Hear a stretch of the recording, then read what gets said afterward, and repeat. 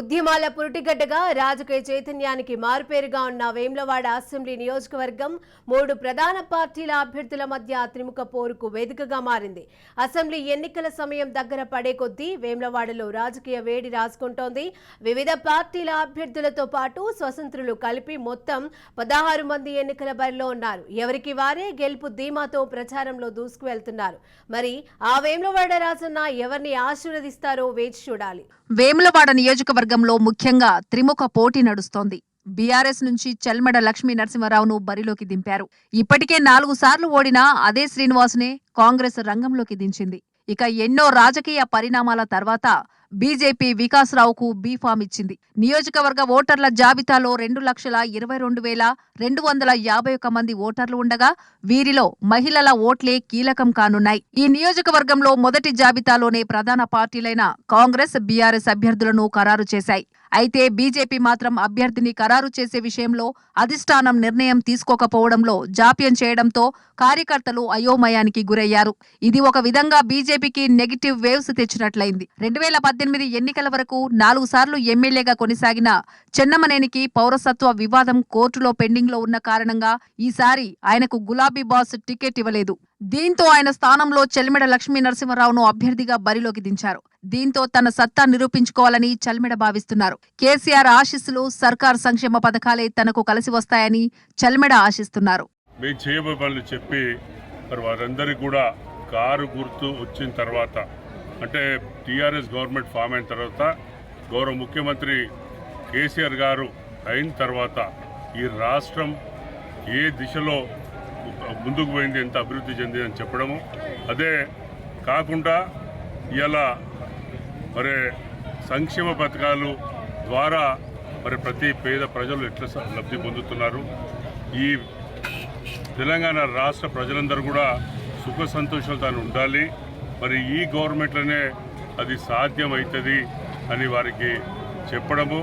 వారు కూడా స్పందిస్తూ మాకు ఇప్పటివరకు న్యాయం ఈ గవర్నమెంట్లో జరిగింది, తప్పకుండా మళ్ళొకసారి కారు గుర్తు మీద ఓటేసి గెలిపిస్తామని వారు ఆశీర్వాదం చేస్తుంటే, వేములవాడ నియోజకవర్గ ఏర్పాటైన తర్వాత బీజేపీ నుంచి ఒకసారి, కాంగ్రెస్ తరపున 3 సార్లు పోటీ చేసిన ఆది శ్రీనివాస్ తన ఓటు బ్యాంకును పెంచుకునే ప్రయత్నంలో విఫలం కావడంతో ఏకంగా 4 సార్లు ఓడిపోయారు. ఈసారి మాత్రం సెంటిమెంటే ఆయుధంగా మలుచుకొని ప్రచారం చేస్తున్నారు. కాంగ్రెస్ మేనిఫెస్టోను తనను కాపాడుతుందనే ధీమాలో ఉన్నారు. ఒక్క అవకాశం ఇవ్వమని చెప్పని నేను వేల నియోజకవర్గ ప్రజానికి విజ్ఞప్తి చేస్తున్నా.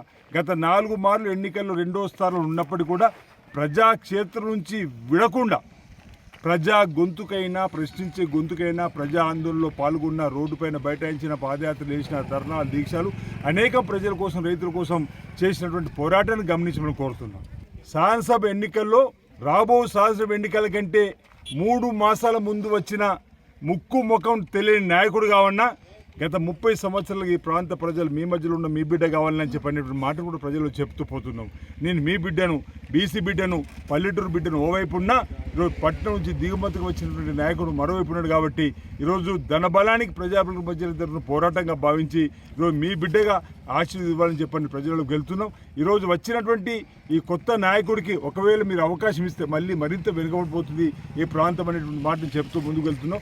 గడప గడప కాంగ్రెస్ పేరిట మీ 6 గ్యారంటీలను ప్రధానంగా ప్రజల్లోకి చెప్తూ ఈ 6 గ్యారంటీలను అమలు చేస్తాం. ఇప్పటికే 5 గ్యారంటీలు ఇచ్చి కర్ణాటకలో కాంగ్రెస్ పార్టీ అధికారంలోకి వచ్చిన 100 రోజుల్లోనే 5 గ్యారంటీలు అమలు చేసాం. ఇక్కడ కూడా మహాలక్ష్మి, రైతు భరోసా, గృహజ్యోతి, ఇందిరమ్మ ఇండ్లు, యువ వికాసం, చేయూత, ఈ 6 పథకాలను 6 గ్యారంటీ సోనియా గాంధీకి ఇచ్చిండ్రు. ఇక బీజేపీ తొలి నుంచి క్యాండిడేట్ల విషయంలో వెనుకడుగు వేస్తూనే ఉంది. నామినేషన్లు వేసే వరకు అభ్యర్థులను మార్చుతూనే ఉంది. చివరి వరకు డైరెక్ట్ గా ప్రకటించకుండా ఫోన్లలో అభ్యర్థులను ఖరారు చేస్తూ వచ్చారు. మేనిఫెస్టో విషయంలో కనీస క్లారిటీ లేకుండా అడుగులు వేశారని రాజకీయ విశ్లేషకులు భావిస్తున్నారు. ఇక్కడ వేములవాడ నియోజకవర్గంలోనూ అదే తప్పు చేశారు. మొదట ఈటల వర్గానికి చెందిన తులా ఉమకు టికెట్ ఇచ్చారు. కానీ చివరి క్షణంలో మాజీ మహారాష్ట్ర గవర్నర్ విద్యాసాగర్ కుమారుడు వికాసరావుకు బీఫామ్ అందించారు. దీంతో తీవ్ర అసంతృప్తి చెందిన తులా ఉమ గులాబీ గూటికి చేరారు. ప్రస్తుతం బీజేపీ అభ్యర్థి వికాసరావు దూకుడు పెంచి దూసుకెళుతున్నారు. వికాసరావు బరిలోకి వేములవాడ రాజకీయాలు మరింత ఆసక్తిగా మారాయి. వాళ్ళకి చెప్పే విషయాలు ఏముంటే నాకు అవకాశం ఇస్తే మరి మండలానికి ఒక నైపుణ్య కేంద్రం తీసుకొచ్చి యువజనుల కోసం ఉపాధి అవకాశాలు కల్పిస్తా. అదే కాకుండా ఇదివరకు పరిశ్రమలు రాలేదు వేములవాడ ప్రాంతంలో, పరిశ్రమలు కూడా సూక్ష్మ చిన్నతర మధ్యతర పరిశ్రమలు తీసుకొచ్చి ఉపాధి అవకాశాలు పెంచే ప్రయత్నం నేను చేస్తాను. అదే కాకుండా స్కూల్స్ కూడా చాలా మౌలిక సదుపాయాలు లేవు స్కూళ్ళలో. మరి స్కూళ్ళ విషయం కూడా మన టీచర్లే కావచ్చు, టాయిలెట్లే కావచ్చు, టేబుల్లే కావచ్చు, ఇవన్నీ చిన్న చిన్న విషయాలే. కానీ అవి పిల్లల భవిష్యత్తు బాగుంటేనే మన దేశ భవిష్యత్తు బాగుంటుందని ఖచ్చితంగా స్కూళ్ళు కూడా ప్రభుత్వ నిధులతో పాటు మరి ప్రైవేట్ నిధులు కూడా తీసుకొచ్చి స్కూల్ అభివృద్ధి చేస్తాం. అది కాకుండా మరి కలికోట సూరమ్మ ప్రాజెక్టు విషయంలో కూడా నేను ఆలోచన చేసి ఖచ్చితంగా ముంగటుంది దాని సమస్య నేను తీరుస్తా. మోత్కూరావుపేట చంద్రుతి రోడే కావచ్చు, మరి రోడ్ల సమస్య కావచ్చు, బ్రిడ్జెస్ సమస్య కావచ్చు, ఇవన్నీ ప్రజల ఆకాంక్షల మేరకు ఖచ్చితంగా నిర్వహిస్తానని వాళ్ళందరికీ మాటిస్తూ మరి ఆరోగ్యం, విద్య, ఉద్యోగం ఈ 3 అంశాలపైనే ప్రత్యేక శ్రద్ధ పెట్టి నేను ముందుకెళ్తున్నాను. ఖచ్చితంగా వారి రెస్పాన్స్ చూస్తుంటే, వారి స్పందన చూస్తుంటే ఈసారి ఖచ్చితంగా వేములవాడలో బీజేపీ జెండా ఎగిరబోతుంది. బీఆర్ఎస్ సర్కారు ఏర్పడిన నాటి నుంచి వేములవాడ నియోజకవర్గం అభివృద్ధికి నోచుకోలేదని గుసగుసలు వినిపిస్తున్నాయి. రాజన్న ఆలయానికి 100 కోట్లతో అభివృద్ధి చేస్తానని చెప్పి ఇన్నేళ్లు గడుస్తున్నా ఇప్పటి వరకు 97 లక్షలే ఇచ్చారని అంటున్నారు. గుడి, చెరువు పూడ్చివేత కార్యక్రమం తప్ప ఏమీ చేయలేదని ప్రతిపక్షాలు అంటున్నాయి. రమేష్ బాబు సైతం 4 సార్లు గెలిచినప్పటికీ ఆలయ అభివృద్ధితో పాటు నియోజకవర్గ పనులన్నీ పెండింగ్లోనే ఉన్నాయనే విమర్శలు లేకపోలేదు. మిడ్ మానేరు నిర్మించి 4 ఏళ్లు పూర్తయిన నిర్వాసితుల సమస్యలు ఇప్పటికీ పరిష్కారం కాలేదని అంటున్నారు. ఈసారి వేములవాడ నియోజకవర్గ ప్రజలు మార్పు కోరుకుంటున్నారని బహాటంగానే చర్చ నడుస్తోంది. వచ్చిందని సంబరపడ్డాం మేము.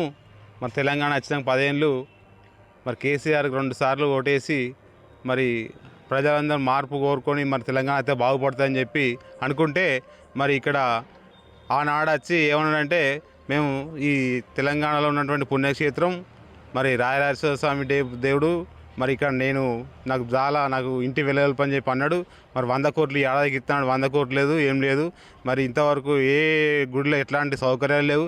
మరి మా వేములవాడ పట్టణంలో సోమవారం వచ్చిందంటే మరి భక్తులకు అనేటువంటి ఇబ్బంది. మన పట్టణ ప్రాంతాలు అయితే పట్టణ ప్రజలందరూ కూడా అసలు సందులల్లో ఎటుపోని పరిస్థితి. మరి ఇరికిరి ప్రదేశంలో దాదాపు ఈ వేములవాడ రాయరాజేశ్వర స్వామి టెంపుల్కు మరి పూర్తిగా ఏదైతే భక్తులు పేద భక్తులు వస్తారు, మరి భక్తులకు అనేక సౌకర్యాలు లేవు, క్యూ లైన్లు కానీ. 5వ బరిలోకి దిగిన ఆది శ్రీనివాస్ ఈసారి ఎలాగైనా గెలవాలనే పట్టుదలతో ఉన్నారు. ఇక బీఆర్ఎస్ అభ్యర్థి చెల్మెడ, గంపెడ ఆశలతో తొలిసారి పోటీలోకి దిగారు. యువ అభ్యర్థి వికాస్ తన ఉనికిని చాటుకునేందుకు పెద్ద పోరాటమే చేస్తున్నారు.